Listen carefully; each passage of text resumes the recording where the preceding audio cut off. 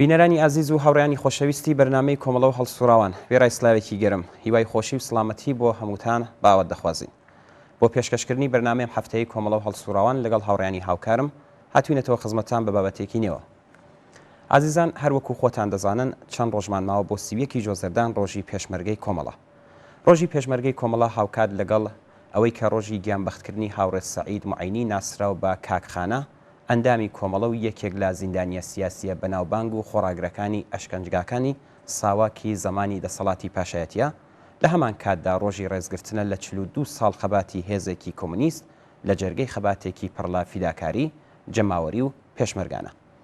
لەم ڕۆژەدا وێڕای ڕێزلێنان لە یادی ئازیزی کاکخانەی معینی و هەموو گیانبەختکردوانی ریزەکانی هێزی پێشمەرگەی کۆمەڵە و بنەماڵە خۆشەویست و خۆڕاگرەکانیان دیدارێکمان دەبێت لەگەڵ هاوڕێ حەسەن ڕەحمانپەنا لە پێشمەرگە دێرینەکانی کۆمەڵە و ئەندامی کومیتەی ناوەندی کۆمەڵە سەبارەت بەم ڕۆژە مێژوویە. هیوادارین کە ئێوەش تا کۆتایی هاوڕێمان بن. کاک حەسەن سەرەتا بە خێراتنت پێ دەڵم زۆر سپاس بەوەی کە داوەتی ئێمەتان بۆ بەرنامەی قبوڵ کرد. منی زۆر سپاسیەوە هاوکارانتانەکەم زۆر سڵام هەیە بۆ هەموو بینەران و بیسەرانی ئەم بەرنامەیە لە خزمەتتان. زۆر سپاس. کاک حەسەن سیویەکی جۆزەردان بەهۆی گیانبەختکردنی هاوڕێ سەعید معینی ناسراو بە کاکخانە ناودێرکراوە. پێم خۆشە پێشەوەی کە پرسیارەکان مەترح بکەین. سەرەتا ئەگەر دەکرێت کورتەیەک لە ژیانی خۆی یان بیرەوەریەک شتێکتان هەیە بۆ نەوەی باس بکەن بۆمان. کاکخانەی معینی یەکێک لە تێکۆشەرانی سیاسی زۆر ناسرا و بەناوبانگی ئێرانە هەروەها کوردستانیش هەم ئەوەی کە لە بنەماڵێکی ناسرا و لە شاری مەهاباد لەدایک بووە باوکی کەسایەتیکی ناسرا و خۆشناو بووە لە شاری مەهاباد و لە کۆماری مەهاباد بەشدار بووە. دواتر دوو برای کاک سولێمان و کاک عەبدوڵڵا جزوی ئەو تێکۆشەرانن کە لە ساڵەکانی 46-47 بە کومیتەی ئینقلابی حزبی دموکرات ناسراون کە شۆڕەشی چەکداری ئەو ساڵانەیان لەگەڵ کاک اسماعیلی شەریفزادە و مینەشەم و کۆمەڵێکی تر لە تێکۆشەرانی ئەو دەورە دەست پێ کردوێتەوە و خۆیان بەداخەوە هەردووکیان لەو شۆڕەشەدا گیانیان بەخت کرد. هەر بۆیەکانێ بە دوای ئەوەی کە کاکخانە پێدەگات هەر لە سەرەتای پێگەیشتنیەوە نەفرەت و بێزاری بە دەسەڵاتی پاشایەتی لەو سیستمەی کە ئەو هەموو زوڵم و زۆرەی کردووە لە مێشکی کارخانەدا چەکەرە دەکات. بەڵام هەر زوو لە خودی شاری مەهاباد لەگەڵ تێکۆشەرانێکی چەپ و ئازادی خواز و هەروەها لە دانیشگا لەگەڵ ئەوان پەیوەندی پەیدا دەکات کە لە تێکۆشەرانی ئەسلی کۆمەڵن. هەر ئەو کاتەوە لەگەڵ کۆمەڵە پەیوەندیەکرێت خەباتی نهێنی لەگەڵ کۆمەڵە دەست پێکات و لە چالاکانی تشکیلاتی نهێنی کۆمەڵابی وەختێک کە دەگیرێ کارخانەیەکی لە ئەندامانی کۆمەڵەیە و زانیاریی زۆری لەسەر تشکیلاتەکانی کۆمەڵا هەیە. کارخانە 18 مانگ لە زیندانی تاکە کەسیا بێت جزوی ئەو دەگمەن زیندانیە سیاسیانەیە کە شکنجەهایەکی زۆر زۆر دڕندانە لە مۆردیەوە بەکارە بێ. زۆر جارە و کەسانی کە بوون جێڕاویانەتەوە خۆم لە کارخانەم بینیوە نەبیست و دیومە دەگێڕنەوە کە زۆر جار بە بێهۆشی خستویانەتەوە ناو بەندەکەی خۆی بەڵام کە دووبارە کارخانە هاتووەتەوە هۆشی خۆیەوە هەرو کارخانەی جاران بوو. بۆیە کەسێکی زۆر بەناوبانگ بوو لە ناو زیندانیانی سیاسیدا بە ئیزافێ ئەو پێگە و جێگەی بنەماڵەیەشی کە باسم کرد. کارخانەکە لە ساڵی 57 لە زیندان ئازاد دەبێت و ئەو سەردەمانەیە کە لە پاییزی 56 ئەترازات و ناڕەزایەتی پێش بە حکوومەتی پاشایەتی لە ئێرانە دەستی پێکردووە. کۆمەڵەیش کە بەشێکی لە دەرەوەی زیندان و بەشێکی لە ناوەی زیندانە وردە وردە فێخەکانی ئێمە خەریکن لە زیندان ئازادە بن لە زمانی شایە و بۆنی ئاڵوگۆڕی سیاسی دێ بڕیارەداد بە دوو مەبەست. یەکێکیان بۆ ئاشنایەتی لەگەڵ شۆڕەشی چەکدارانە کە لەم دیوی سنوورەکان و دەستی پێکردووە بە تایبەت لەنا ئەو شۆڕەشەی شاکە دەمیکێتی نیشتمانی بوو خۆی یەکێتی لە 3 باڵ پێکات بوو باڵێکی چەپی تێدا بوو کە کۆمەڵی ڕەنجەران بوو بۆ ئاشنایەتی لەگەڵ ئەو ڕێکخراوەیە ئەوە بۆ دەرس و ئاسمون وەرگرتن لە تەجربەکانی ئەوان و دامەزراندنی پەیوەندی سیاسیش لەگەڵ ئەوان و لە لایەکی دیکەیشەوە بۆ پاراستنی خودی کارخانەی معینیش لەو شەرایەت و لە وەزیەتەدا بینێرن بۆ کوردستانی عێراق بێتە ئەم دیوە. کارخانە کە دێتە بێژوێ ئەوەی کەوت بیرەوەری من بەداخەوە من کارخانەم نەدی و بیرەوەریەکم نییە بەڵام خاترەیەکم هەیە لە دۆستێکی زۆر نزیکی کارخانە ئەو شەوەی پێشەوەی کە بێتە ئەم دیوە بێتە ئالانی بەشی عێراق لە ئالانی کوردستانی ئێرانە بێت لە ماڵی دۆستێکی زۆر قەدیمی کۆمەڵا بێت بە ناوی کاک محەممەدی مەلا عەلی. ئێمە ساڵی ئەواخری 58 ئەوانە بوو کە ئێمە چوین بۆ ناوچەی سەقزەوە دەستەی پێشمەرگە بوو نردمانیان بۆ یارمەتی بۆ ناوچەی سەردەشت. ئێمە چوینە ناوچەی سەردەشت دوای لە منتەقەی سیسێر و هەڵوێ و ڕۆیشتی نردمانیان بۆ ئالان. لەوێ چوینە ئەوەشە وەسقەزا من و دووسێدانە هاوڕێکەمان میوانی کاک محەممەدی مەلا عەلی بوو. ئەوە جار بوو من کاک محەممەد و دەناسی پیاوی ئەو دەمیان ساڵ و تەمەنی بە نسبەتی ئێمەوە 15 ساڵێک زیاتر بوو. ئێمەش گەنج بووین 19 ساڵ و 20 ساڵ و ئەوە پیاوێکی زۆر قسە خۆش و ڕووخۆش بوو کاک محەممەد. وتی شتێکیان پیشان دەمزان کێ زانێەوە چییە؟ هەڵسا چوو دەسێ کۆتە شەڕواڵی هێنا. دەسێ کۆتە شەڕواڵی هێناوتی بزان دەزانن ئەوە چی؟ ئەرە کێوتمانی کێوتیەوە یادگاریەکێک وتیەوە هەدیە چیەوتی نا. وتی ئەوە ئەڵبەتە هەدیە و یادگارێکی زۆر بە نرخە بۆ من ئەوە یادگاری کاکخانەی موعینیە. کاکخانەی موعینی شەوێک پێش ئەوەی کە شەهید بێ ئالە و ماڵەوە لەو جێگای ئێوەیە دانیشت بوو.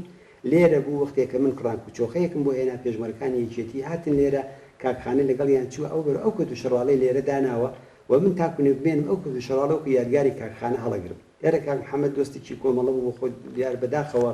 لە جەرەیانی شەڕی ئێران و عێراق لە تۆبارانی منتەقەی لای کونەماسی لەوێ گیانی بەخت کرد. ئەو شتم لە کاکخانە بینیوە، بەڵام ناوی کاکخانە خۆراگری لە زیندانە هەمووی ئەوانە ناوێکی زۆر پرشنگدارەوە. دوایەوە کە هاتە ئەم دیوە لە نزیک ئاوایی درێ لە سیبیکی زۆر زەردانە لەوێ ئەو واحدەی کە هاتبوون بە شوێن کاکخانەیە بیبن بۆ لای سەرکردایەتی یەکێتی و بۆ لای مام جەلالیوان کە لە خڕی ناو زەنگ بوون تووشی شەڕێکی قورسە بن لەوێ کاکخانە بەرپرسی ئەو واحدەوە مەجموعەیەکی بەرچاو لە پێشمەرگەکانی یەکێتیش لەوە ڕووداوەدا گیانیان بەختەکەن. دوای ئەوەی کە کۆمەڵا خەباتی ئاشکرای دەست پێ کرد لە 26 ڕێبەندانە خۆی ئاشکرا کرد بە دوای ئەوەدا کە سازماندانی پێشمەرگە دەست پێ کرد سویکی زۆر زەردان بە ناوی کاکخانەی موعینەوە سازمان دراوە. ئەو ڕۆژە لە واقعدا کاکخانە یەکەم گیانبەختکردووی کۆمەڵەیە، یەکەم ئەندامی گیانبەختکردووی کۆمەڵەیە و هەر بەو ئەعتبارەش یەکەم پێشمەرگەی گیانبەختکردووی کۆمەڵەیشە. بۆیە سیویکی زۆر زەردان بەو ناودێر کراوە کە ڕاستیدا سێ تایبەتمەندی هەیە کە کەم کەس لە جەریانی شۆڕەشێکا توانێت ئەو سێ تایبەتمەندی. زۆر باشە کاک حەسەن، بە یەکەم پرسیارم لێرەوە دەست پێ بکەم لە زەرورەتی هێزی پێشمەرگەی کۆمەڵە. چ زەرورەتێک و هۆکارێکی سیاسی و ڕێکخراوەیی بوو بە ئەوەی کە هێزی پێشمەرگەی کۆمەڵە دروست بێت؟ ئەوەی ڕاستی بێت هۆکاری سیاسیەکەی دەگەڕێتەوە بۆ ئەو هەلومەرجە سیاسی ئەو کات. ئەویش لە 22 ڕێبەندانی 56دا دوای چەند مانگ یا ساڵ و نیوێک خەبات و ڕاپەڕینی خەڵکی ئێران ڕژیمی پاشایەتی ڕووخا بوو. کۆمەلگا لە بەرامبەر وەرچەرخانێکی گەورەدا قەراری گرتبوو. شۆڕ و شەوقێکی شۆڕژگەڕانە لە ناو ئەو کۆمەلگایدا وجودی هەبوو. دەسەڵاتێکی تازە هاتووە سەرکار هێستا کوونێ خەڵک ئەو دەسەڵاتەی نەدەناسی. ڕاستە لە زۆر جێگای ئێرانە تەوهم و خۆشباوەڕی دەرەق بەو دەسەڵاتە هەبوو. خومینی کۆڵی وعدە و وعید و بەڵێنی دابوو بە خەڵکی ئێران کە بێتەوە لە نەوت و ئاو و بڕق و ئەوانەوە بۆیان بە خۆڕایی دەکات. ئێستا نەتەنیا نەوت خۆڕایی نیە بەڵکو ئاویش دەست ناکەوێت لەو کۆمەلگایدا کە خومینی بەڵێنی دابوو. لە وەزعەتێکی ئاوادا لە کوردستانیشا کە تقریبا هەموو شار و شارۆچکەکان و بگرێت دێهاتەکانیش چالاکانە لەو ڕاپەڕینەدا بەشداری کردبوو. مثلەن پادگانی گەورەیەک و مەهاباد کەوتووە دەست پێشمەرگە و کەوتووە دەست خەڵک. پادگانی سەردەش گیرا بوو. زۆرێک لە پازگاکان و ناوەندە نظامیەکان گیرا بوون. چەک بەلێشا و بڵاو بووبووە لە ناو خەڵکدا و هێزی جۆراوجۆر دروست ببوو. حیزبی دموکرات کە هێزێکی کۆنتر بوو، هێزێکی سنەتی بوو لە ناو کۆمەلگایەدا، هێزێکی چەکداری زۆری بوو کە لە ساڵی 24 ئەو زمانی قازی محەممەدا کۆماری مەهاباتی دروست کرد و هێزی پێشمەرگەی بوو. دەرس و ئەسمونێکی زۆرتری لەو بابەتە بوو. ڕەوتی ئیسلامی بوون کە بەتایبەت ئەو بەشی کۆنە پارێزەکەی کە مفتیزادە ڕێبەرایەتی دەکردن ئەوانی دەستیان بە چەک گەیشت بوو. بەرەی شۆڕژگێڕ و ڕادیکاڵ و کۆمۆنیستەکانیشی لە کوردستانە کۆمەڵە بوون، ئەمەش دەستمان بە چەک گەیشت بوو. یعنی جامعە لە بەرابەر وەرچەرخانێکی گەورەدا بوو. ئەوەی کە پێ دەڵێن جەوی ئینقلابی یا شەرایەتی ئینقلابی، ئێمە لە شەرایەتێکی بە تەواوی ئینقلابیدا بوون. لەو وەزیەتەدا لەو شەرایەتەدا هێزێک ئەگەر لەگەڵ ئەو شەرایەتە هاتایەتەوە و چەکی پێ نەبوایە نەیتوانێت دیفاعێکی چەکدارانەی لە خۆی بکردایە دەکەوتە حاشیە ڕووداوەکانەوە. چونکە جامعە مسەلح بوو، ڕاپەڕینێکی چەکداری کرابوو، دەسەڵاتی سیاسی ڕووخا بوو. بۆی لەو وەزیەتەدا زبردن بۆ چەک زۆر تەبیعی بوو. بەڵام هەر ئەوە کافی نەبوو، بەڵکو لێکدانەوەیش بۆ هەلومەرجە سیاسیەکە مهم بوو. کۆمەڵە جزوی ئەو یەکەم جەرەیاناتە سیاسیانە بوو لە ناو بەرەی چەپە کە هەر لە ڕۆژی ئەوەڵەوە هیچ تەوهمێکی بە جمهوری ئیسلامی نەبوو وەختێک کە جمهوری ئیسلامی هات وەختێک کە خومەینی لە تیارەکەی دابەزی و لیان پرسی هەستت چییە وتی هیچ هەستێکم نییە دوای 15 ساڵ دووری لە وڵاتە معلوم بوو کە ئەم کابرایە هەستێکی بۆ ئەو وڵاتە بۆ ئەو خەڵکە بۆ ئەو حتا تەبعیدەی خۆی بۆ ئەوانە نییە ئینسانێکی ئاوا بێ هەستی دڵڕق کە ئەو ڕۆکە دێتەوە معلومە چیە بێ هەر لە سەرەتایشەوە ئەوان دەستیان کرد بە جنایەتکردن لە خودی تاران تحت عنوانی ساواکیەکان و تەرەفدارانی شاو دەسەڵاتدارانی سیستمی پاشایەتی ئەعدام کە دەستپێکرا ئیتر معلوم بوو کە خۆ بۆوانە ڕاناوەستێ بۆیە بۆنی فاشیزمێک دەهات کە ڕاستە تەشخیصی ئەوە کارێکی ئاسان نەبوو بەتایبەت بەشێ لە خودی ئەو چەپە مەسەلەن جەریانێکی وەکو حیزبی توودا هەر لە ڕێوە فریوی شعارهای دژی ئیمپریالیستی خوارد ماوەیەکی زۆری پێ نەچوو دوای ئەوان چریکەکان بوون بە دوو بەشەوە کە گەورەترین سازمانی چەپی ئێرانی بوو چریکە فیدەکانی خەڵکی ئێران بوون بە دوو بەشەوە بەشی ئەکسەریەتیان چووە پاڵ خەتی حیزبی توودا سازمانی مجاهدین کە لە زمانی شادا خەباتی چەکداری کرد بوو زۆر کەسیان گیانی بەخت کرد بوو چریکەکان هەروە ئەوانەی شەر داوایان لە خومەینیە کرد کە ئەتوانن فەزاکە ئارامکەنەوە ڕەجەوی خۆی کاندید کردوە سەر و کۆماری ینی تەوهمێکی زۆر لە دەوروبەری جمهوری ئیسلامی دروست ببوو لە وەزیەتێکی ئاوادا خوێندنەوەت وە شەرایطی سیاسی زۆر گرینگە کە نەبی بە پاشخۆی ئەو وەزیەتەوە بتوانانی تەشخیصێکی سیاسی دروست بێ کۆمەڵە لەو هێزانە بوو بپێچەوانەی کەسانێک کە ئەوڕۆکە دێن تاریخی سیاسی بوون و کۆمۆنیست بوون و مبارزبوونی کۆمەڵە بۆ ژیانی کەسێک و یا جەمعێکی دیکە کە هیچ حقیقەتێکی دیانی ئەوە بەڵکو لە ئەوڵەوە کۆمەڵە لە زۆر ڕووداوە مەسەلەن شەڕی ئێران و عێراق دنیایشی بە دووبەرە بەسەر ئەوەدا دابەش کرد کۆمەڵە هەڵوێستی شۆڕەژێرانەی بوو نسبەت بە ڕووداوەکانی ناوخۆ هەڵوێستی شۆڕەژێرانەی بوو بۆیە لەو وەزیەتەدا تەشخیصی کۆمەڵە ئەوە بوو کە ڕەوتێکی کۆنە پارێزی سەرکوتکە دێتە پێشەوە کوردستانێکە ئەمن بوو کوردستانێکە هیچ شتێکی تێدا نەبوو زیندانی سیاسی تێدا نەبوو وردە لە سنەوە شەڕ دەستی پێکرد وردە بۆنی شەڕ لە جێگاکانی تردەها جمهوری ئیسلامی خۆی تیارە کرد هەر لەو سەرەتای مانگەکانی دوای ڕاپەڕینەوە کۆمەڵە مەقەڕاتێکی نظامی دروست کرد لە مەنتەقەی گۆڕەمەڕ و ئەوانە و تعدادێک لە کادرەکانی خۆی نارد ئامۆزشیان بینی و کۆمەڵە دڵنیا بوو لەوەی کە جمهوری ئیسلامی حملاکە بە کوردستان هەر بۆیەکانێ زەرورەتی پێکهێنانی هێزی پێشمەرگە هاوکات لەگەڵ ئەوەی کە کۆمەڵە جەمعیەتەکانی دروست کرد یەکێتی جوتیارانی دروست کرد لە بەرابەری ئەو تاوانانەی کە دەرەبەگەکان خەریک بودیان کرد شۆڕای عەشایریان دروست کرد بوو خەریک و زەویەکانیان دەسەندەوە هەر لە جێگایەک و پەلاماریان دەبردە سەر جوتیارەکان دەوڵەمەندەکان لە بەرابەر کرێکارەکانە مەسەلەن لە کوورەخانە لە شوێنەکانی کە سەف ئاراییان کرد بوو ژنان هاتبوونە ئەو خەباتەوە ئەحمەدی زادە قسەکانی خومەینی لە کوردستانە تێکرارە کردەوە لە وەزیەتێکی ئاوادا بەبێ ئەوەی کە تۆ چەکت پێبێ بەبێ ئەوەی کە مسلح بیت ئیمکانی خۆپارێزی وجودی نەبوو دەکەوتیتە حاشیەوە دەڕۆیشتی بەرەو داهاتوویە کە معلوم نەبوو چی بەسەرها دەگەر چەکدار نەبوایەتی بۆیە زەرورەتی دەستبردن بۆ چەک ئەلێو حەقیقەتانی ئەو کۆمەلگاوە سەرچاوی دەگرت و کۆمەڵە خۆی بۆ حازر کرد ئەوە قسەکانی کاکفوار لە جەمعیەتی مەهاباد هەیە سۆڕانی ڕفێقەکانی دیکە هەیە نووسراوەکانی ئەو کاتەی خەبەرنامەکانی کۆمەڵە و شۆڕش و خۆ حازرکردن هەموو بنکەکان لە هەموو شوێنەکان دروست بوون خەڵک مسلح بوون بنابراین کۆمەڵە بە دروست تەشخیصیدا یا دەبێت مقاومەت بکێ لە بەرابەری ئەو ڕژیمەدا یا دەبێت تەسلیمی بی تەسلیم بوونیشی هیچ شتێک بەغێرز تواننەوە نییە هەر ئەوەی کە لە شوێنەکانی دیکە دیمە بنابراین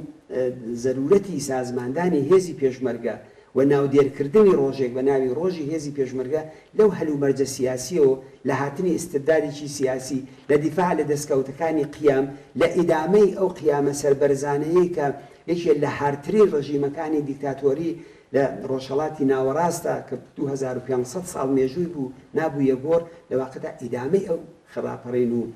خەباتە بوو و بە دروست کۆمەڵە تەشخیصی ئەوەی داوای هێزی پێشمەرگەی بۆ درێژەی ڕاپەڕین لە کوردستانە بۆ درێژەی خەبات لە بەرابەر جمهوری ئیسلامیدا بۆ بەرگریکردن لە جنایەتەکانی جمهوری ئیسلامی سازماندا کاک حەسەن هەروە خۆشتان باستان کرد پێشمەرگایەتی سنەت و دیاردەی کۆمەڵە نەبوو لە بزوتنەوەی خەڵکی کوردستان ئەگەر وا کۆمەڵە و هێزی پێشمەرگەکەی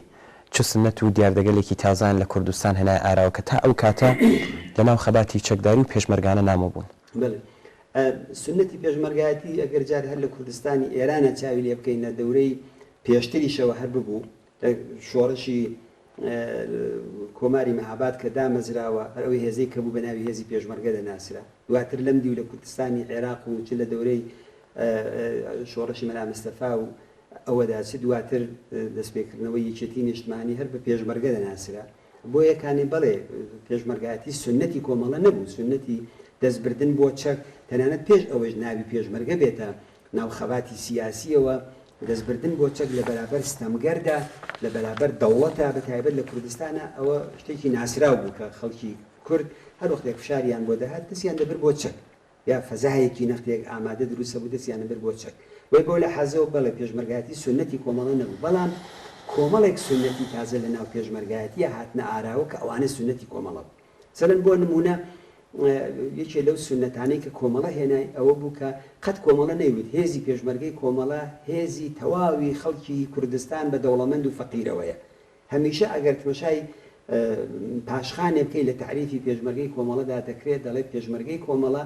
باسی چەکداری کرێکاران و زەحمەتکێشانی کوردستانە یعنی چی؟ یعنی ئەوە خۆی جیا دەکاتەوە لە دەوڵەمەند و لە دەرەبەگ و لە کەسانی سەر بە دەسەڵات و لە لایەنهایە کە بۆ شتێکی دیکە خەریکن تەنان دەگەر ئەو ناوەشیان لەسەر بێت بۆ یەکانێ پێش هەموو شتێک هێزێکی چینایەتی بووە هێزێ بۆ کە خزمەتی بە چینێکی دیاریکراو کردووە ئەویش چینی کرێکار و زەحمەتکێشی ناو کۆمەلگای کوردستان بە جوتیارانی فەقیر بوون کە لە بەرابەری دەرەبەگەکانە خوانیان لە یەکێتی جوتیارانە سازمانداوە ڕاهبەری یەکێتی جوتیاران بە کۆمەڵە بوو ئەوەی یەکێک لەو تایبەتمەندیانە بوو کە وەکوی هێزێک لە بەرەی کرێکار و زەحمەتکێش و ستەملێکراوی ناو کۆمەلگایدا خۆی پێناسا کرد یەکێکی تر لەو سنەتە تازانەی کە کۆمەڵە هێنایە ناو ئەو بزوتنەوە هێزی بانسەر نەبوو بەڵکو هێزێک بوو لە خوارەوە هاتوو هێزی مسلح معمولەن لە زۆرێک لە شۆڕشەکانی دنیادا چەکەکەی لە واقعدا ئەبزارێکە بۆ خۆداسەپاندن چەکی پێشمەرگەی کۆمەڵە چەکی خۆداسەپاندن نەبوو چەکی تەوازع بوو چەکی فیداکاری بوو چەکی خۆل لە خزمەتی خەڵکابینین بوو ئەمن لە بیرم دێ جاری وا بووە بەرخوردی ناخۆشمان بە خەڵک کردو لێکۆڵینەوە کراوە لە پێشمەرگە تونوتیژی نسبەت بە خەڵک نیشاندراوە لێکۆڵینەوە کراوە محاکمەی پێشمەرگە کراوە ئەوە لە سنەتی ناسیۆنالیستی لە سنەتی ئەو شغڵە لە پێشمەرگایەتی دیکەدا نەبووە لە کارتهای پێشمەرگایەتی کۆمەڵە ئەو کاتانە لە پشتی پارتەکان نووسرا بوو هێزێکی دەست و داوێن پاکە لە ناو خەڵکی کرێکار و زەحمەتکێشە یا حتا تمەشای کارتەکانی ئەوەڵی کۆمەڵە بکەی عەکسی نیرو ئاموری پێوەیە عەکسی نازانم چەکێکی پێوەیە هەمووی ئەوانە پێناسەیە کرد کە ئەم هێزە هێزێکە کە لە خزمەتی ئەوانە یا خزمەتی ئاسوودا داس و چەکشی پێوەیە لە خزمەتی کرێکار و زەحمەتکێشی ئەو کۆمەلگادایە ئەو سنەتە تازانەی هێنابوو لە باری فەرهەنگەوە هێزێکی متەرەقی بوو هێزێکی پێشڕەو بوو هێزێک نەبوو کە لە بەرەی کۆنە پارێزی لە کوردستانە دیفاعکە مەسەلەن بۆ نمونە کۆمەلگای کوردستانی 42 ساڵەوە پێشبێنەوە پێشاوی خۆ لەگەڵ ئێستا ئەرستە ئاسمان تەفاوەتی کردووە زۆرتر کۆمەلگایەک بوو کە فەرهەنگی مەسەبی تێدا زاڵ بوو فەرهەنگی دژەژن تێدا زاڵ بوو بیر و بۆچوونی کۆرەپەرستانە تێدا زاڵ بوو بەڵام کۆمەڵە نەهات تەمکین کابەوانە تحت عنوانی ئەوە دابوونەریتە ئەوە کولتورە کولتور شتێکی مقدس نییە کولتور شتێکە بە پێی سەردەم بە پێی شەرایەت بە پێی ڕۆژگار دەگۆڕدرێ کولتوری یەک تەبەقەیەکی دیاری کراوە ئەو کولتورەی کە کولتوری تەبەقەی سەرمایەدار و دەوڵەمەندە کولتوری تەبەقەی فەقیر و هەژار و زەحمەتکێش نییە کولتوری تەبەقەی کرێکار نییە وەی کانی کۆمەڵە ئەوەی خستەوە جێگای خۆی وتی ئێمە تەرەفداری کولتورێکی متەرەقین ئەوەی کە ئێمە کوردستان جیایە و فەرهەنگێک و ینی کێشەی بینی تەنانەت ناوخۆی کوردستان ئەوانە بە واقعیت بە ڕسمیت ناسا کێشەی خەڵکی کورد و لەگەڵ خەڵکەکانی تر کەوتە حاشیەوە و دژایەتی لەگەڵ ئەو فەرهەنگە کۆنە پارێزرەکات هەر لەو فەرهەنگەدا جێگا و پێگایەک بۆ ژن نەبوو هەتا لە سنەتی پێشمەرگایەتی کۆندا وەختی خۆی بووە خۆ لە ناو شۆڕشی قەدیمیش لە کوردستانی عێراقا دووسێ دانە کچە پێشمەرگەی تێدا بووە کەسیان بوو لەسەر خۆشەویستی ئەدام کراوە لەناو حزابی دیکەدا ئێستەیش هەیە خۆشەویستی لە ناویانە جرمە بنیە بەڵام لەناو کۆمەڵەدا خۆشەویستی بە عنوان یەکێک لە حەقیقەتەکانی ئەو جامعەیە بە ڕسمیت ناسرا بۆیە فەرهەنگێکی متەرەقیات ژنان بە عنوانی بەشێ لەو کۆمەلگایە کە جاران لە فەرهەنگی ناسیۆنالیستی و بە ئێستا کوردایەتیدا دەوترا ئەوە گۆرەوی و پۆپوزلۆخ و ئەوانە بۆ برا پێشمەرگەکان دروستکەن پشتی جبهەن دەبێت نان و ئاویان بۆ دروستکەن و خزمەتکەن بوون بە خەتی مقەدەمی جبهە وحتا کۆمەڵە لەو بابەتەوە درەنگ دەستی پێکرد سەد بریا هەر ساڵی 57 هەر لەگەڵ یەکەم هێزی پێشمەرگە لە گۆڕەمەرەوە کە کۆمەڵی لە کادرەکانی کۆمەڵە بۆ ئامۆزشی نظامی نێران دەیان کسوژنیشی تێدا بووایە هێزێکی گەورەتری ئیجتماعی داهاتە پشتی کۆمەڵە بۆی کۆمەڵە ئەوەی کرد بۆ مثلەن لە دێهاتەکانە کە جاران مزگەوت جێگای فقط پیاو بوو لەو شوێنەی کە پێیان دەکوت جێگای پێغەمبەر و ئیمامەکان خۆژن نەیدەتوانین بچێت لە مزگەوتی تەنانەت نوێژ بکە مزگەوتی جیاوازیان بۆ دروستەکردن هەر لەو شوێنە مقەدەسەوە بژن ڕوو بە پیا و قسەی کرد سخۆنڕانی بۆ کردن تەوزیحی بۆ دان ئاموزشی درستی فێر دەکردن بۆی ئەمانە ئەوە سنەتی کۆمەڵە بوون ئەوە لە زۆر بواری دیکەدا لە وەختێکیش کە شەڕ لەگەڵ جمهوری ئیسلامی هاتە پێشەوە بەرخورد بە ئەسیر جاران مەسەلەن لە ناو حتا شۆڕشەکانی کوردستانە ئەسیر کوشتن بە شانازی و باسەکرا لە ناو کۆمەڵەدا حتا لە بینی پێشمەرگەی بریندار و ئەسیری بریندارە دەوترا کاکە بەناو ئەسیرەکە چاکەنەوە یعنی فەرهەنگێکی متەرەقی ئەخلاقیاتێکی متەرەقی دیفاع لە خەڵکی کرێکار و زەحمەت چێش هەمووی ئەمانەی سەرچاوی لە چیەگر لە ئیستراتیژیەکەوە دەگرت کە ئیستراتیژیی کۆمۆنیستی بوو ئەم هێزە هێزی کۆمۆنیست بوو هێزێک بوو لە خزمەتی کرێکار و زەحمەت چێش و ژن و لا و ئازادی خواست تۆ نابینی لە کوردستانە کۆمەڵە کەسێکی بە عنوانی زیندانی سیاسی خسپێتە زیندانەکانی خۆیەوە دیفاع لە قەڵەم لە ئازادی خەڵەم دیفاع لە بیر و باوەڕ و حتا لە پێناویدا فیداکاریکردن هەتاکوونێت تەحملی شەڕێکە بەسەریدا داسەپە لە پێناوی ئازادی بیر و باوەڕ و ئازادی ئەندێشە ئەوانەی تەحمل کرد و بە دەیان و بگرە سەدان قارەمانیشی لەو پێناوەدا گیانیان دەخت کرد بۆی ئەمانە گشتی ئەو فەرهەنگە تازە ئەو سنەتە تازە بوون کە کۆمەڵە هێنای لە بواری ئەدەبیاتە لە بواری سرودە لە بواری شیعرە تۆت مەشاکە ئەو سرود و شیعرانەی کە بوون بە هەوێنی هەڵخڕاندنی جەماوەری کرێکار و زەحمەتکێش بە وشە بۆنی کۆنەپەرستانی پێوە نایە ئەو کتێبانەی کە کۆمەڵە هەر ئەو کاتێکە دێهاتەکانمان بەدەستەوە بوو سێ چوار دەورە کتێبیان دروست کرد وشەی بە بیسم الله الرحمن الرحیم و بەناوی خوای تەبارەک و تەعالا و دەست پێ ناکات یعنی جەریانێکی سکۆلارە ئەندێشەیەکی سکۆلار و متەرەقی پێشڕەو دێنێتە ناو ئەو کۆمەڵگایە بۆ یەکانێ ئەو دەورەی لەم 40 ساڵی ئەخیر و 42 ساڵی ئەخیراگەت مەشایکەین بڵێ سنەتی نوێ لە پێشمەرگایەتیە کۆمەڵە هێنای سنەتی ڕێزگرتن لە ئینسان کۆمەڵە هێنای سنەتی ئەوەی کە دەچیتە ماڵانەوە بۆمان نەبوو بە زۆر نان نە خەڵک سێنی دەیهاتەکان فەقیر بوون خەڵک دەبوو ڕاستێک یارمەتی کۆکراوە و کۆمەک وەرەی گیرا هەمووی ئەوانە ئەکرا بەڵام لە جێگایەکە ئەگەر زۆڵمەکرا جوبرانەکراوە ممکنە مەسئولێک لەسەری ئەحساساتەوە فڵانێک بۆ بیکرایە لە استفادەمان لە باربەر و حیوانی خەڵکە کرد دەبوو ئەگەر جوبرانی کردەوە شتی خەڵک دەبوو بێرێتەوە جێگای خۆی لێدان و بێڕێزیکردن و کاوە لە فەرهەنگی کەسی چەک بەدەستە ئەوانە عادیە لەناو کۆمەڵای ئەوانە نەبوو بۆ یەکانێ کۆمەڵە ئەو لایە نەبوو کە لایەنێکی تەرەقی بوو پێشڕەو بوو سۆسیالیست بوو ئەوە بۆ خۆی پێشمەرگەی کۆمەڵە ئۆلگوی ژیانێکی نوێ بوو یعنی ئەو ئۆلگو بوونە زۆر مهم بوو کە خەڵک وەختێت مشای کۆمەڵ ئێستا من ئەلانی دۆست و برادرمانەی وەختی خۆی مەقڕی ئێمە لە ئاوایی وەتەمیش بوو دەڵێ یادگارەکەی ئێوە هێزی پێشڕەوەکەی هێستا کوونە پێوە ماوە لە مەقڕەکەی کەس دڵی نایە جمهوری تامی پێی نەکردووە تۆ نەیانوێراوە لەبەر خەڵکەکەی هێستا کوونە ماوەتەوە یا حتا کوونێک فێرکردنی شتی متەرەقی لە ناو کۆمەڵگایەدا بۆی ئەمانە هەمووی ئەو فەرهەنگە بوو کە کۆمەڵە هێنای ناو جومشی کوردستانەوە و ئەگەر پێشمەرگایەتی سنەتی کۆمەڵە نەبوو بەڵام ڕەوشی متەرەقی شێوەی متەرەقی لە تەنانەت لە شەڕا لە جێگای وا بۆ زانیمانە لە فڵان شەڕا کە بیکە ممکنە 20 پاسات بکوژرێ بەڵام 10 نەفەر خەڵکیش بکوژرێ خۆپارێزی کراوە لەوە کاکە دەبێت تەلەفات بە خەڵک نەگا دەبێت لە شەڕەکانمانە ئەمنیەتی خەڵک بپارێزرێ هەمووی ئەوانە ئەو سنەتانە بوون کە ئەوە بەشێکی بوو کە من کورتی ئیشارەم پێ کرد یا مەسەلەن کەمتر لە تەمەنی 18 ساڵەوە نابێت پێشمەرگە دوای بوو بە بەرنامە سوورەتێکە لە زۆرێک لە جونبشەکان نەتمەشاکەی پڕە لە مناڵی پێشمەرگە ئەوانە هەمووی ئەو دابوو سنەتە نوێنە بوو کە کۆمەڵە هێنایە ناو ئەو شۆڕەشی ڕزگاری خوازانی خەڵکی کوردستان. کاک حەسەن لەلایەن نارانی کۆمەڵە بە تایبەت مخالفینی خەباتی چەکداری ڕخنە دەگیرێت کە دەستبردن بۆ چەک و سازماندانی خەباتی چەکداری دژ بە کۆماری ئیسلامی هەڵە بووە زیانێکی زۆری مادی و گیانی بە خەڵکی کوردستان گەیاندووە ڕای ئێوە چییە لەم بابەتەوە چی دەڵێنەوە؟ جارێت پێش هەمووشتی دەبزانێ و کەسانی کێ خۆیان لەکوێ ڕاوەستاون بۆ یەکانێ هەر قسەیەک مابەعزای هەڵوێستێکە هەر قسەیەک لە ڕوانگایەکەوە دەکرێت بە تایبەت ئەگەر قسەیەکی سیاسی بیر لێکراوە بێ ئەوە مەسەڵەن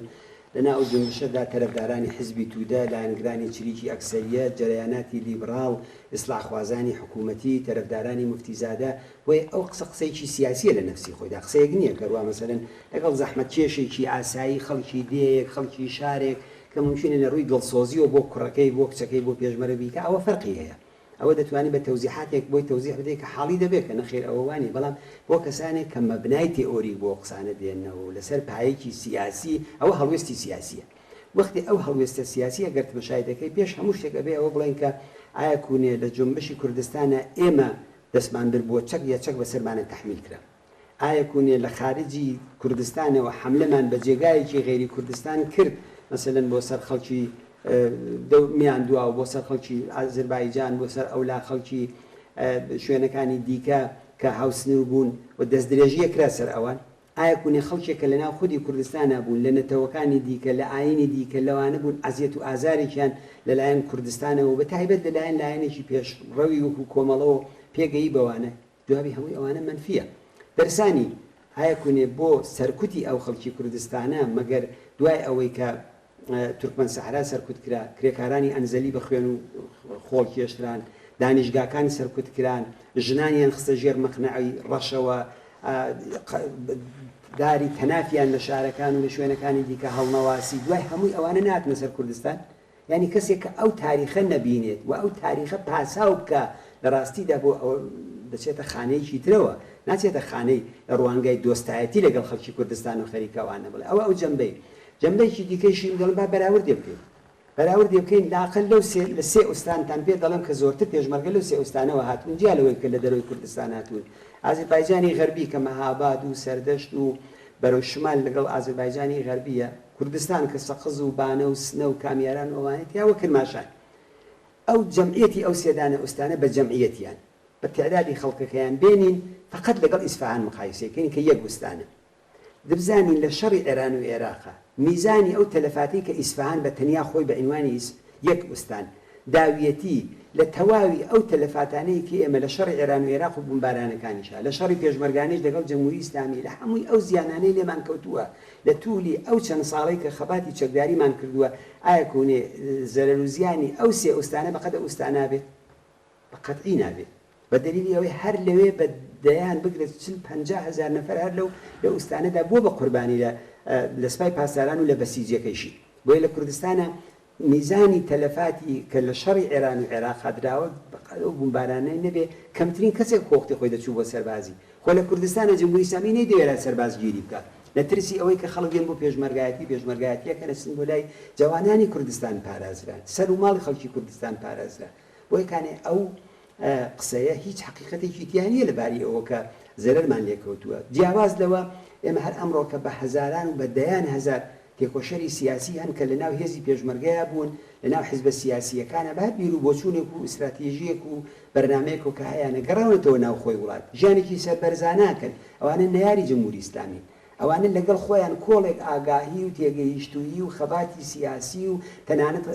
ئاموزشی نظامی ئەوانیان بردەتونە ئەو کۆمەلگا لە زۆرێک لە ئەتراز و ناڕەزایەتیەکانی ئەمڕۆ کەدا لەو کۆمەلگایەدا هەن ئایا کونێ ئەوانە سەرمایەنین بۆ دواڕۆژی جمهوری کوردستان بێجگەلەوە هەر ئێستەکانێ بە دەیان هەزار تێکۆشەری سیاسی لە دەرەوەی وڵات زیندەجیەکەن خۆیان ئەگەر چوو بێتە ناو تەمەنەوە مناڵەکانیان زانکۆیان تەواو کردووە پسپۆڕن لە سیاسەتە لە تەکنۆلۆژیایە لە خوێندنە لە دانیشگاکانە لە کرێکارێکی فەنی لێ هاتوو لە زۆر بواری ئەوانەدا ئەو سەرمایە ئینسانیە سبحەینە کۆمەلگای کوردستان پێویستی بەوانە نییە هەمووی ئەمانە بەچی پارێزراوە هەر حزبێک کە دەستی بۆ بەری بە هەزاران کەسی هەیە لە دەرەوەی وڵات کە بە تەیدیە و حیزبانە بوون بە پەنابەر و بوون بە شارۆمەند و چێرەهایکی ناسراون لە بواری مەسائلی سیاسی و لە بواری مەسائلی فەرهەنگی و لە بواری هونەری و لە هەمووی ئەوانەدا بۆیە کانێ ئەو بۆچوونە لەواقعدا بۆچوونێکە کە بە معنایەکیش پاساوی ئەو جنایەتانە دەکات کە جمهوری ئیسلامی کردوێتی لە هەمووی ئەوانە بەولاترەوە ئەوە نیە دوای 42 ساڵ ئەمڕۆکە کە بەناو هەڵبژاردن دەکرێت کوردستان بە نمونە دێنەوە دەڵێن ئێوە کارێکی باشتان کە ڕۆژی ئەوەڵی ڕێیتان نەدا باشە ئەگەر ئێمە لە 12 فەروەردینە ڕێیمان نەدا ئەگەر لە ئیدامەکەیدا تەسلیم ببوایەتین کوردستان بە عنوانی سەنگەری انقلابی ئێران ناویان لێ نەدەبر ئەوڕۆکە دوو فعالی سیاسی دەگیرێ 700 نەفەر چێرەهای ناسرا و 1000 نەفەر چێرەهای ناسرا و کە لە عەرزی شەو ڕۆژێکە ئیمزاکۆکەن و بۆ ئازادبوونی ئەوان کەم نمونەی ئاوا لە خودی ئێرانە لەو شەراتی خەفەقان و دیکتاتۆریا دەبین لە ئوستادی دانیشگاوە لە متەرجمەوە لە فعالی کرێکاریەوە لە فعالی ژنانەوە ئەوانەی لە خۆڕایی بەدەست نەهاتووە چێرەهەیە کە ئەوڕۆکە لە ناو جنبشەدا هەیە لە ژینگە پارێزی لە مبارزینی ژنان لە خەباتیەوەی کە پێ دکتۆرین پێڵم خەباتی ئیجتماعی پێدرێت کۆمەلگای مەدەنی لە ڕۆژنامە نووس هەمووی ئەوانە بەچی بەدەست هاتووە هەمووی ئەوانە مەحسوولی مەقاومەتێکە کە مقاومەتێکی سەربەرزانی تێکرامان کردووە بەڵام لە پەنای ئەوەدا لایەنی تەسلیم تەڵەبی شەیتر کەسانێکیش بوون کە هەر ئێستەش ممکنە تەبلیغاتەکەن بۆ سنووقەکانی دەنگدانی جمهوری ئیسلامی لەسەر ئەو سندوقانە خەریکن کار بۆ ئەوان دەکەن کەوە سبحەینە سەرچۆڵی ناو جامایەن سبحینە و خەڵکە بە بێزەوە چاویان لێکە یا کەسانێک کە چوونێتە خزمەتی ئەو ڕژیمە و هاوکاریان کردووە بنابەرین ئەو بۆچوونێکی تەسلیم تەڵەبی خۆ بەدەستەوە دەرە کە نەتەنیا نوختە قووەتەکانی جنبشی کوردستان خاڵە بەهێزەکانی ئەو جنبشە ئەو هەموو ئەتمار و ئەتبادی کە تێدا دروست بوو ئەوانە بە ڕسمیەت ناناسێ بەڵکو لایەنێکە ئەگەر بەوان ببووە ئێستا کوردستانی وەکو بەشێکی دیکە لە شوێنەکانی دیکەی ئێران لە واقعدا دەبوو تەسلیمی قەزا و قەدەر ببووە لە سوورەتێکە ئێمە تەسلیم نەبوونی ژینگە پارێزێک لە شارێکە تێدا دەچێت بە هەزاران کەس لە شارەکانی ترۆ دەچێتە سەر گۆڕەکەی بزانێت چ ڕێزێکی لێەگرن کەسێکی تر لە خزمەتکردن لە کەسانی کە زەلزەلەی لێداون تێدا دەچێت هەر لە سەرپڵی زەهاوە ڕێکەوێت تاکوێت دێتەوە بۆکان خەڵک ئیستقباڵی لێکە لە کوێتری ئێرانەوانە دەبینی ئەو مەقاومەتەیە کە ئەو فەزای دروست کردووە ئەو مەقاومەتە بەشێکی حاصڵی ئەو مەقاومەتی چەکداریەیە حاصڵی زیندان و خۆڕاگریە حاصڵی بربەرەکانەی شۆڕەژێڕانەیە و باوەڕی من قوڵی سەرتۆپی هەمووی ئەوانە چەپەکانن کۆمۆنیستەکانن کە من لام وایە لە کۆمەڵای خۆی نیشانداوە کۆمەڵە پەرچەمدار و بەڕێوەبەری ئەو خەباتە مەدەنیەش بۆ لە کوردستانە هەر لەو جامعەیەدا کاکە کابرا تۆت مەشاکە کەوێکە گرێ خەڵک لۆمەیەکە قەفەسەکان ئەشکێنن بزان ڕۆژانە کۆماری ئیسلامی ژینگە پیسەکە لێرە ژینگە پاکەکرێتەوە چیها کار لەو بوارانە دەکرێت چیها گوڕی کوونەوەردی دروست بووە ئەوانە بەشێکن لەو زەحمەتانە کە ئەو جنبشە باری هێناوە دەبێت ئەوانە بین بۆی ئەو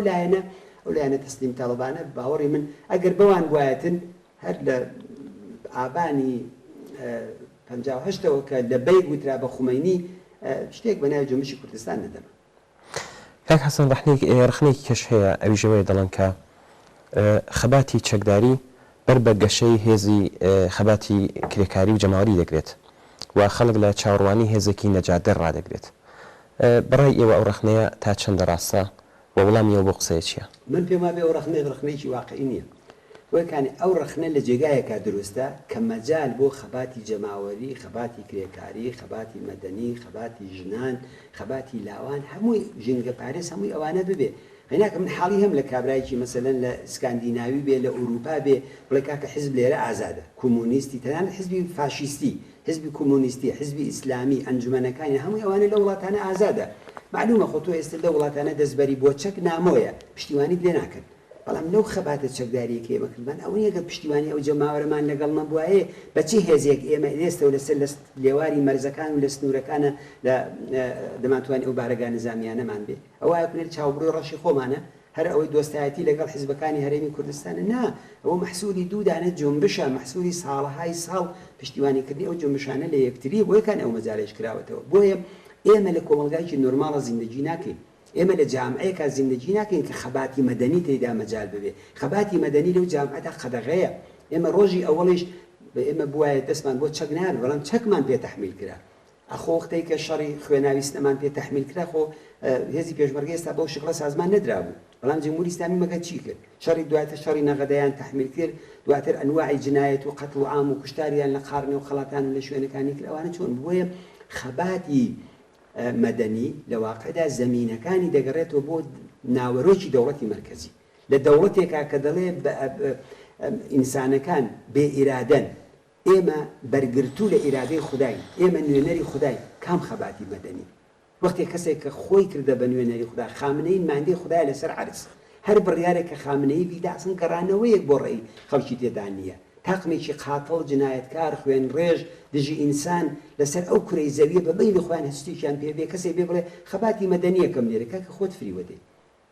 خەباتی مەدەنی دەبێت بە تەوازنێک تەحمیلی کەیپیات وەکانێ ئەو خەباتی چەکداری ئێمە ئەس قەزا ئەگەر ئەوەی لە کوردستانە ئێستا خەباتی مەدەنی هەنگاوی لە پێشتر بە نیسبەتی بڕێ لە جێگاکانی ئێران چاوی لێ بکەین حاصلی ئەو خەباتی چەکداریەیە کاکە گیان پێشمەرگەیە کە ئەو ڕۆکە لە کوردستانەوە دەگەڕێتەوە دوای هەفتەیەک ممکنە ڕای بگرن ممکنە ڕایشی نەگرن دەچێتەوە ئەو جامعەیە دەبێت بە کوونەوەرد دەبێت بە ژینگە پارێز دەبێت بە کەسێک کە مدافعی حقوقی منداڵ دەبێت بە تەرەفداری حقوقی حیوانات ساڵها لە ناو حزبێکی سیاسیدا بۆ ئامۆزشیشی دیوە بەڵام لە دەرەوە ئەوە بۆ ئاسانی چێتە پێشەوە بۆیە بۆیکانێ ئەو خەباتی مەدەنی یا خەباتی ئیجتماعی لە واقعدا بەستەجی بە ناوەڕۆکی ئەو حکوومەتە هەیە کە لە دەسەڵات هەیە لە حکوومەتێکی تۆتالیتێر لە حکوومەتێکی سەرکوتکەر لە حکوومەتێکا کە ڕۆژ بە ڕۆژ ساختاری قدرەتەکەی محدود دەبێتەوە ڕۆژ بە ڕۆژ هەستەی مرکزیەکەی زەخیمترە بێت چکۆلەتر دەبێت و بەڵام درڕندەتر دەبێت لە حکوومەتێکا کە قاتڵێک بە عینوانی سەرۆک کۆمار خەریکە کاندی دەکا و قەرارە دەسەڵاتی قەزای پێسحینە دەسەڵاتی ئیجرایشی پێبدا قسەکردن لەوەی خەباتی مەدەنی لەو حکوومەتا مەجاریە فقط خۆفری بیە بەڵام خەباتی مەدەنی دەتوانێت بەهۆی شرایطەوە تەحمیل بکرێتیان دەتوانێت زەختیان بۆ بێنێ و ئەوەی یەک دووهەم ئەوەی کە خودی ئەو هێزی نظامیە چۆنی بەکاربێنی ئایا کوێت دژ بە خەباتی مەدەنی بەکاری بەڵێ ئەگەر لایەنێک بێ بڵێ هێزی پێشمەرگە ڕزگاردەرە نەجاتتاندا ئەوە براکانتان هاتن ئەوە پێشمەرگە هاتەوە حزبی ناسیۆنالیستەوە دەکەن نەتەنیا ئەوە کاکە ئەو خەڵک لە چاوەڕوانی ئەمریکای شاڕادەگرێت مەگەر نەمان بینی دوای لۆزیەتی عێراق دەیان کە سووریە نۆرە بڕیمان لێنەکە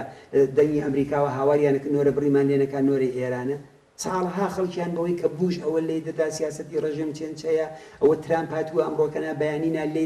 دەدا بۆیان ڕانەدەگرت خۆ فەرق ناکە ئەوە خۆ ئەو کۆمەلگای مەدەنی بۆ ئەو ئەرزشێکی نییە ویا ئەو ماجراجویانەی کە لە خەباتی چەکداری داکەوێت ئێستش دەکرێت بۆیکانی ئەوەش بەستەجی بە کام لایەن هەیە چۆن چاو لە خەباتی مەدەنیەکە بۆ ئێمە لایەنێکی بۆ کۆمەڵە بۆ کۆمونیستەکان بۆ سوسیالیستەکانی کۆمەلگای کوردستان خەباتی مەدەنی ئەسلی ئەو خەباتەیە کە ئێمە خەباتی کرێکاری خەباتی ژنان خۆڕێخستن اعتماد بە نەفس پەیداکردن خەبات دانیشتجویان معلمان ئەوانە ئەوە لە واقعدا کاری ئەسلی ئێمەیە ئەو بەشی فعالیەتی ئێمەیە ئەگەر ئەومان لێ بکەنەوە ئەو بەشەی دیکەی زۆر کەم ڕەنگە بێتەوە بۆیکانی ئەگەر خەباتی چەکداری کەشمان تەقوێتە بێ هەر لە ڕێی ئەو بەشە لەو خەباتانەوە تەقوێتە بێ مزافن خەباتی چەکداری ئێمە لە خزمەت بەوەندایە خەریکی کار ئاسانیان بۆکەین خەریکی ڕێگای بۆ هەر ئەوەی کە تەلەڤیزیۆن و رادیۆیەکمان داناوە هەر ئەوەی کە زۆر یەک لەو فعال و هەڵسوڵاوانی کە تووشی گێرە و گرفتە بەجێ ئەوەی بچین بۆ زیندان و 18 ساڵ لە زیندانە بدێن ڕۆکەنە پێشمەرگاتی دێنە ناو ڕیزەکانی کۆمەڵەوە ئەوە ئیمکانێکە لە خزمەتی ئەو هێزە ئیجتماعیە دانراوە بۆی خەباتی مەدەنی بۆ ئێمە ئەولەویەتمانە جهتیشمان ئەوەیە کە خەباتی چەکداری خەینە خزمەتی ئەوە و بۆ بەیانیش لە دوا ڕۆژی جمهوری ئیسلامیدا ئەو هێزە ئەتوانێت هێزێکی نەجات دەربێ هێزێکی پاڵپشتی ئەو هێزە جەماوەریە بێ هێزی کرێکار و زەحمەتکێش بێ مسلحانە دیفاعیان لێ بکات دیفاع لە شوراکان بکە ئێمە هێزی پێشمەرگەمان بۆ هێزی باندسەری و خەڵکە و بۆ هێزی مزاکرە و بۆ هێزی دیالۆگ لەگەڵ جمهوری ئیسلامی سازمان نەداوە تەقویەتی ناکەین بەڵکو بەرعەکسەکەی بۆ خزمەتکردن بەو جنبشە لە خوارەوە کە ئەوانە بتوانێت مەجال بکاتەوە و ڕێگا خۆش بکات بۆ نەمانی هێزی سەرکردکەری جمهوری ئیسلامی لە کوردستانە بنابەرئین من دەڵێم ئەو ڕوانگەش ڕوانگایکی سیاسیە چی ئەوانە دەڵێ لە چەند هەتێکی سیاسیەوە دەوترێ و بێجگەلەوە خەباتی ئەوەی کە ئێمە ناچارەکە شخلی خەباتەکەی دیاری بکەیت بەشێکی مەربوطە بێتەوە بە دەسەڵاتی سیاسی لە دەسەڵاتێکی سەرەڕۆدا خەباتی مەدەنی وەختی ئەوانەوە ئێستاحتەڵەبەکانی خۆیان کابرا تاکوونێ دوێنێکە مەشاوری خامنەیە بۆ ئێستەی شەر بەشاوریەتی عەلی لاریجانی و بنەماڵەی لاریجانی جزئی بنەماڵەهای هەرە سەرسپردە و مزدور و دزی ناو کۆمەلگای ئێرانێ ئەوانە سەل بکرێن لەوەی کە بێ بە کاندیدی ڕێی جەمهوری ئێستا کەسێک مەسەلەن بە فەرجی ئەوە بڵێ وەڵام من خۆم کاندید دەکەم بۆ شۆرای شاری مەهاباد و بۆ کانووسنە و سەقسە خۆت فری وەدەی وی خەباتێکی مەدەنی بەو معنایی کە ڕسمی درا بینی بەران خەباتی مەدەنی خەباتێکە ڕسمەتی هەیە لە وڵاتانی دیکەدا دەوڵەت پارێزێ بودجێ بۆ تەمینەکە فعالینی ڕۆژ تا ئێوارە بە ئازادانە فعالی بەڵام شتیوا لە ئێرانە هەیە وەکانێمە کە مەجای ئەوەمانیە قسەکردن لەوە بلەو ڕوانگایشەوە ڕەخنەگرتن لە خەباتی چەکداری و لە هێزی پێشمەرگە ڕاستیدا هەر دەچێتەوە سەر بەشێک لەو ڕوانگایی کە پێشتر نەتمان کرد. بەڵێ کاک حەسەن هەلومەرجی سیاسی ئێستای ئەمڕۆ چۆن دەبینن چۆنی هەڵی دەسەنگێنن و جێگە و پێگەی هێزی پێشمەرگی کۆمەڕە لەم ڕۆدا چۆن دەبینن من پێما بێ ئێران کولەن ناوچەکە لە حەڵی ئاڵوگۆڕە ئەوە عێراق ببینە ئەوە سووریە ببینە ئەوە تورکیە ببینە ئەو پەلامارە دڕندانی کە تورکیە ڕۆژانە دەهێنێتە سەر هەرێمی کوردستان و مەناتقی شمال زۆر جار پێیا خەڵک بە بەشێکیان وایە ئەوە لە ڕاستیدا حملە لە عەلەی پێکاکایە ئەگەر هەرێمی کوردستان بۆ خۆیان نەختێک دووربینانە وەزیەتەکە ببینی لە ڕاستیدا حملەکە لە عەلەی سەر خودی هەرێمی کوردستانی کاکە چکۆلەکردنەوەی هێژمونی ئەوانە بە بەهانەی ئەو شەڕە بە بەهانەی پەکەکە خەریکن وردە دەوڵەتی عێراق و ئەرتەشی عێراق دێنەوە شوێنەکان دەدەنەوە دەست ئەوان خەوارەی هەرێمی کوردستانی تێدا چکۆلاکەنەوە ئەو کێشەیەی تورکیە هەر عینی هەمان کارێکە لەگەڵ کوردستانی سووریە کردی باشە خۆ ئەمە لێرە ئەو شەڕ و کێشەیە دەکات ئەی باشە خۆ باشیخە و ئەوانە لە 12 کیلومتری مووسڵایە دەوڵەتی تورکیە چاوی تەماحی لەسەر تەواوی ئەو بەشە هەیە کە وەختی خۆی بە عنوانی ئیمپراتۆری عوسمانی بووە لەس لەگەڵ قیبرس ئەو شەڕاکە لە فلستینە ئەو شەڕاکە لە سووریە ئەو شەڕاکە لەو داوای کێشەی ئازربایجان و لەگەڵ بەشی تورکمەنستان و ئەوانە خەریکە ئەو شەڕاناکات و ئەو ئیدامی ئەو شەڕی لەگەڵ ئەوانەدا بۆیەکانی ئەمە بەشێکە لەو کێشە منتەقەیانەی کە دەوڵەتی تورکیە خەریکە دەیکا خەریکە ئەو شەڕاکات وە کەسێک کە ئەوانە نەبینێ لە واقعدا هەر خوێندنەوەی دروستیشی تەنانەت بۆ سیاسەتیش لێ بە نسبەتی ئەوانەیشەوە جمهوری ئیسلامی لەگەڵ وەزعیەتێکی زۆر بە حراناوی بەرەوڕوو بووە جمهوری ئیسلامی ئەو پەلوپۆ زۆرانەی کە کردوبووی خەریکە لێی دەکرێتەوە هەم لە دەرەوەی وڵات هەم لە ناوخۆی وڵات جمهوری ئیسلامی ئێستا بە باشی ئەوە دەزانێت کە کەوتۆتە بەر نفرەتێکی عمومی تۆت مەشاکە بۆچی انتخاباتیان ئاوا کورت و چکۆلە کردەوە بۆچی ئێستاکانی مردمی دەر سەحنە بوون بە مردمی دەرەوەی سەحنە بۆچی بۆ ئەوەی کە جمهوری ئیسلامی تر احتیاجی بەوە نیەن تازە دووە ناوێ خەڵک بێنە سەر سەحنەکان و ڕەئیمەن کوو ئەوەی کە لە ساڵی 1970 کردیان ئەوەی ناوێ دەوێ بە ئارامی حتا خەڵک نچێتە پای سنووخەکان خۆیان سنووخەکان پڕکەن و بێن فیلمە کۆنەکانیان بێن لێ بدەنەوە بڵن ئەوانە بۆیەکانی ئێمە لەگەڵ تەحولاتێکی گەورە بەڕۆڕووی لە کۆمەلگای ئێرانە ئێرانی دوای تەنانەت مردنی خامنەیش ئێستا 82 ساڵ عمرەتی سەرەتانێکی زۆر دەوترێ خراپی هەیە کە بەرحەڵ بۆ هەموو جنایەتەی سەد بریا بمایەت و وەکو ئەو جنایەتکارانەی جەنگی کە لە دادگای لاهەدا محاکمەکران خلاف ڕاپەڕین سەرکەوێ و ئەوانە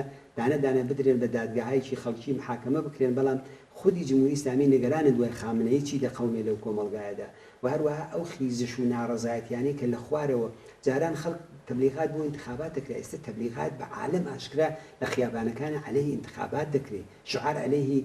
کولیەتی جمهوری ئیسلامی دەدرێت حتا میرحسەینی موسەوی و کەسی وەکو خاتەمی و ئەحمەدی نژاد دەڵێن ئێمە ڕێی نادین ئەمانە ستونهای نظام بوون ئەمە دەلالەت لە چیەکە دەلالەت لە ڕووخانی پایگایەکی بەهێزی ئەم ڕژیمە لە ناو دۆستەکانی خۆیدا لە ناو هێزەکانی خۆیدا و لەم تشکیلاتی خۆیدا دەکات ئەو وەزیەتە لەو لاوە هێزی جەماوەری پێ بەهێزە بێ خەڵکی پێ خەڵکێک کە دێن لە خیابانە هەرە ڕۆژانە سەحنەی ژنێک کە قساکە لە بەرابەر مەجموعەیەک مەلادا چیان پێ ناڵێ هەمووتان دزن هەمووتان درۆزنن هەمووتان حقەبازن ناوەکانتان لە ئەمریکا و لە ئینگلیستان و لە کوێی شۆلیوانە خەریکن دەرسە خوێنیانی ئەو خەڵکە خەڵکی تەنانەت ناڵم 40 ساڵ و 42 ساڵ دەڵم خەڵکی 10 ساڵ و 5 ساڵەوە پێشش نییە خەڵکی دەورانی ڕوحانیش نییە ئەنی مەجال کراوەتەوە هەمووی ئەوانە ئەومان پێ دەڵێت کە ئەو کۆمەلگا لە حاڵی ئاڵوگۆڕدایە لە وەزعیەتێکی ئاوادا ئەرکی هێزی پێشمەرگەی کۆمەڵە چەند قات زیاترەکە بۆیەکانی ئێمە ئەو هێزەمان بەهێزەکەین ئەو هێزەمان ڕاگرتووەوە زۆر مهمە لەو شرایطەدا پاراستنی ئەم هێزە ئینسجامەکەی فعالیەتەکەی کارەکەی و بۆ هەمووی ئەمانە لە کاتێکا کە ئەو کۆمەلگایە معلوم نییە چی بەسەر دێ معلوم نییە تەجروبەی یەکگوسلاوی تێکرارە بێتەوە کە ئێمە هیوادارین ئەوە نەبێ هەموو حەولمان ئەوەیە ئەوە نەبێ معلوم نییە دەخاڵەتی دەرەکی تێدا دەبێ معلوم نییە وەکو شۆڕەوی سابقی لێ دێ معلوم نییە چ وەزیەتێ لە وەزیەتێکی ئاوادا دەستگرتن بە کڵاوی خۆیەک نامێنێ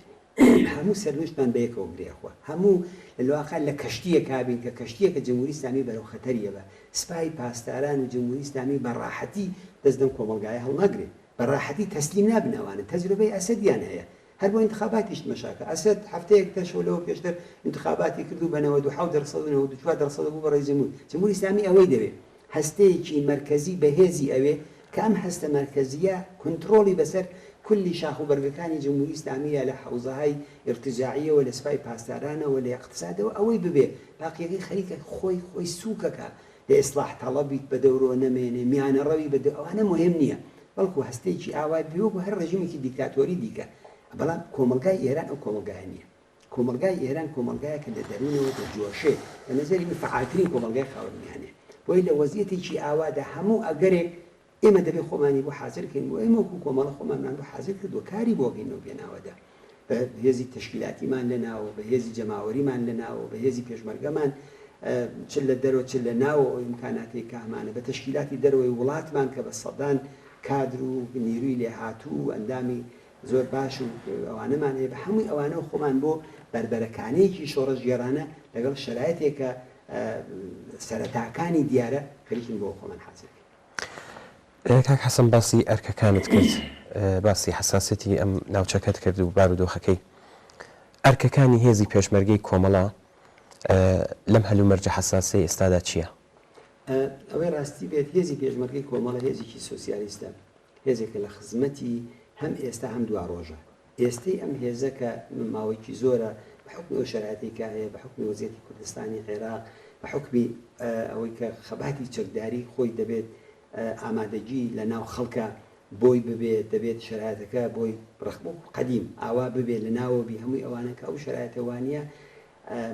هێزی پێشمەرگەی کۆمەڵە خۆی لە ماجەراجووی پاراستووە ئەوەی کە لایەنایکی تر دەیکەن هەر ماوەی هەفتەیە دەڕۆژ چوار نەفەر بە کوشت دەیت و ناوی بنێ ئەوە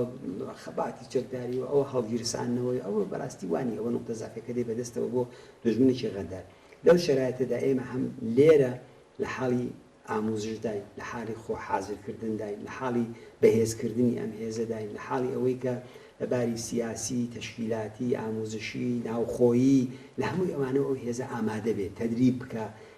ئامادەگی جسمی و ڕۆحی و هەمووی ئەوانەی بەرێتە سەر ئەوەی شێک لەو ئەرکانەیە کە بەردەوامێکین ئاموزشیای پێشمەرگاتی ئێمە بەردەوام هەر بینێ لەوە پێشتر هەر لە تەلەڤیزیۆنەوە خەبەرەکەی بڵاو کراوە هەدێک چەکدار کراوە هەر ئێستەکانی جەماعەتێکی بەرچاوی لێ بانگەوازیش منم کاتەدا و لەم ڕۆژی پێشمەرگەی کۆمەڵەدا ئەوەیە کە بە هەمووی ئەو لاوانەیە کە بۆیان دەکرێت دەتوان باتەوە جوبە ئەو هەلومەرجە کە لە کوردستانیشە هاتووەتە پێشەوە ئەو ئامادەگیی خەڵک بۆ بەربەرەکانە هەیەە چ لە ناوە لەو خەباتەدا بەشدار من تێبکۆشن چە ئەو ژمارەیان کە دەتوانن ئێمە لە ڕێگاهایکی ئەمینەوە دەیانگەین بەهێزی پێشمەرگەی کۆمەڵە و ئامادەیانەکەین لێرە بۆ شەڕی چەکداری بۆ خەباتی چەکداری بۆ ئەو ڕۆژەی کە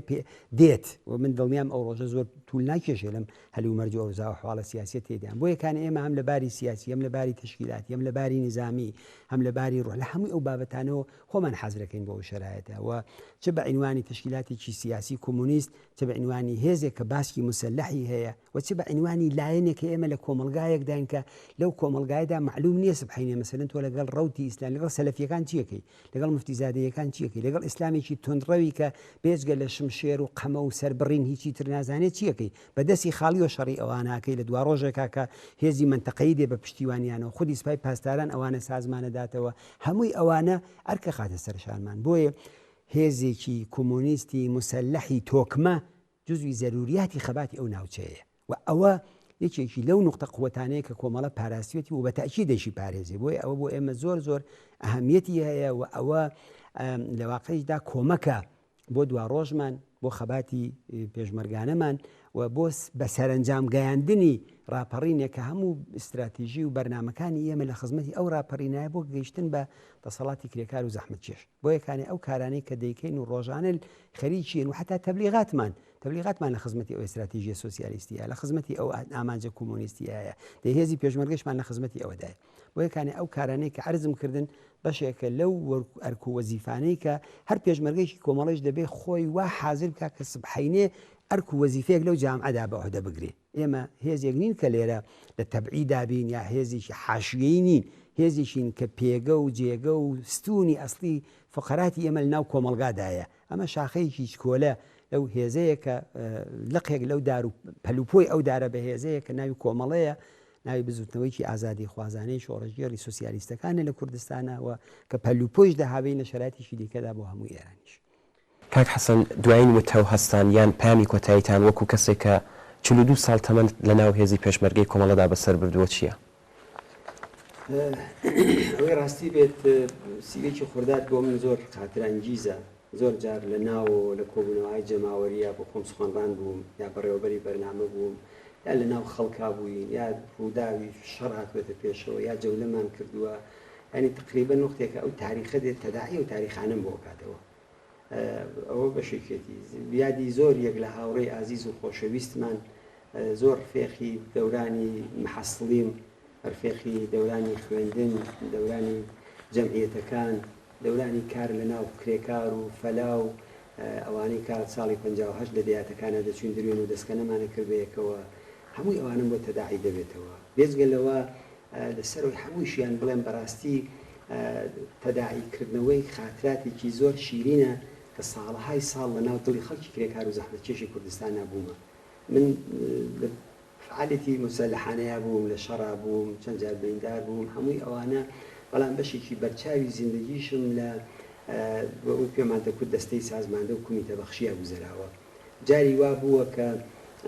بە یەک دوو ڕۆ دەژێر پای پاسدارە ماوینێتەوە حتا ئەو ماڵی کە لە سەربانی ماڵەکەمان بووە و خاوەن ماڵەکە ماڵی چۆڵ کردووە ئەوجار کە هاتوون یان وا بوو بۆ ئێمە هاتوون دوای بۆ شتی تراتون بۆ ئاوایی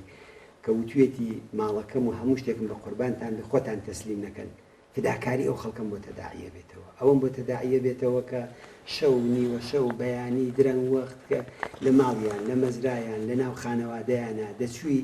پۆلە پێشمەرگە بە دوو نەفەر و سێ نەفەر کامە دیویان لە نەزەر خۆیان و خۆش بوو بۆ ئێمەیان چۆڵە کرد کامە غەزا خۆش بوو بۆ ئێمەیان دروستە کرد کامە حتا لیباسی خۆیان و دەیانهێنا دەیاندا بە ئێمە یعنی بەڕاستی فداکاری دڵسۆزی زەحمەت ئەوەی ئەو خەڵکم بۆ تەداعیە بێتەوە ینی زۆر خاتراتی شیرینم لەو تاریخە هەیە کە ئەوە فقط ئینسان دەتوانێت بەوەی کە ئومێدەوار بێت تەمەەن ڕێگا بدە جارێکی کە بچیتەوە ئەو جێگایانە ئارەزوم ئەوەی جارێکی کە بچمە چۆمی مەزید خان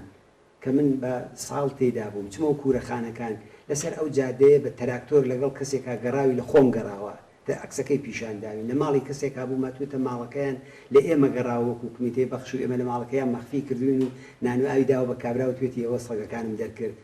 ئەو خاتراتانە ئینسان بەوانەوە دەژی ینی ئەوانەیە نوستالۆژیە بەڵام بەڕاستی بەشێکە لە زیندگی من کە ئێستش خەوی پێوابین وەیە فداکاری خەڵکی کوردستان دڵسۆزیان لە پەنای دەستمانە ڕۆڵەکانیان تێدا چوونیان هەمووی ئەمانە گشتی ئەوانە دەرس و ئەزمونە هەمووی ئەوانە خاتراتێکی شیرینە کە هەرگیز لەبیر ناچێ و من ئومێدەوارم ڕۆژێ بتوانین جوبرانی بکەینەوە ینی فقط بەوەی کە ئەو جنبشە بە سەرکەوتن بگات ئەم شۆڕشە سەرکەوێ بچین و نا ئەو خەڵکە ئەزمونێک تەجروبەیەکە وعدمان پێداون وەکو ئەوان زیندەگیکردن نەک سەری ئەوان بوون ئەو تەجروبەی کە بەداخەوە لێرە لە هەرێم و لە جێگاکانی تر دەیبینین وەکو ئەو خەڵکە بینەوەی کە پێمان دەڵێن گیرفانەکانتان خاڵی و کەوشەکانتان دراوە ئەو کەوشە دراوە گیرفانە خاڵیان نەبچینە ناویان و ئەو کۆمەڵگای کە دەمانەوێ بڵێن کۆمەلگایەکی بەرابەر ئازاد سوسیالیستی عەداڵەت خواست ئەوە بۆ خەڵکە دروست بێ بە هێمەتی ئەوان تەبعەنەوە بە ئێمە دروست نابێ بە تەنیا بە چاودێری ئەوان بە دەخاڵەتی ئەوان بۆ یەکانێ بۆ من هەموو شتێک خاترەیە لە پاکی لە سەداقەت لە ڕازگۆیی لە خۆبەخشی لە فداکاریە کە خەڵکی کوردستان بۆ ئەوە دەبێ بە هەزاران کتێب و فیلم و داستان لەسەر ئەوانە بنووسی لە پێشمەرگەی کۆمەڵە بنووسی لە شەڕهایەکی قورسی چەند ڕۆژە و تعقیب و مراقب ئەوەی کە کراوە لە گرتنی پایەک لە زۆر خاتری شەڕی ناوشار هەمووی ئەمانە بەڕاستی لەم سەروبەندانەیە بۆ من و بۆ هاوڕەکانی تریشمان تەداعی دەبێتەوە بۆ یەکانە من هیوادارم بەو ئارەزوانە بگەین و لەم ئاخرا لە پرسیارەی پێم خۆشە شتێک بڵێن ئەویش یادکردن لە هاوڕەیەکی زۆر خۆشەویستمانە کاکفەرهادی شەعبانیە کاکفەرهاد لە یەکەم پێشمەرگەکانی کۆمەڵەیە و لە یەکەم فداکارەکانی ناو پێشمەرگی کۆمەڵەیە بەداخەوە هەر ئێستا لەگەڵ نەخۆشینێکی سەخت دەست و پەنجە نەرمەکات ڕۆژانە تەلەفۆنمان بۆکەن ڕۆژانە پرسیارەکەن ڕۆژانە ئەحواڵیە پرسن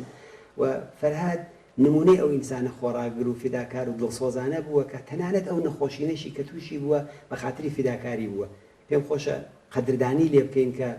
بەخۆشیەوە لە ناومانەوە هیوادارم هەر لە ناومانە بمێنێ و بەرپرسی ئەم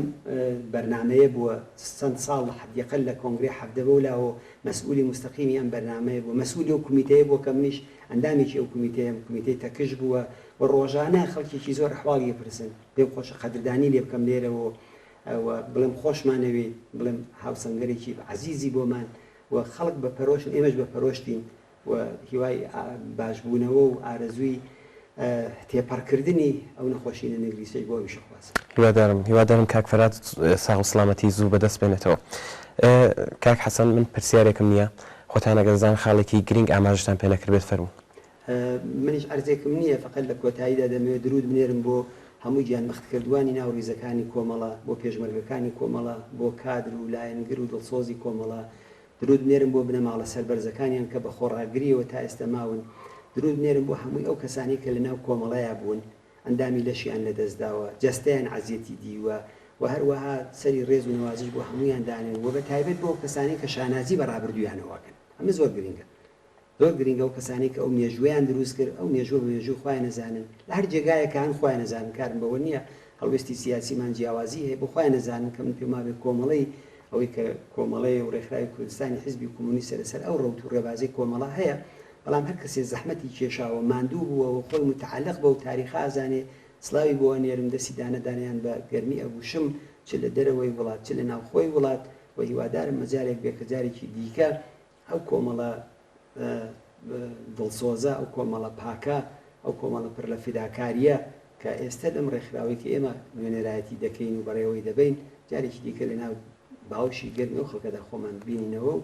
ڕۆژی سیوێکی جۆزەردان بە هەموو ئازیانی پیرۆزبایڵێم و بە خەڵکی کوردستانیش کە بەڕاستی پشتیوان و کۆڵەکەی کۆمەڵە بوون پیرۆزباییان پێ. زۆر باشە، زۆر سپاس کاک حەسەن بۆ بەشداریتان لەم بەرنامەیە. زۆر سپاس. بەڵە بینەرانی خۆشەویست، بەم جۆرە هاتیینە بەرنامەیەم هەفتەیە کۆمەڵە و هەڵسوراوان، هیوادارین کە جێگەی سەرنجی ئێوەی خۆشەویستی جوو بێت و کەڵکی پێویستیشتان لێ وەرگرت. تا بەرنامەیەکی تر و هەفتەیەکی تر هەر شاد و بەختەوەر بن.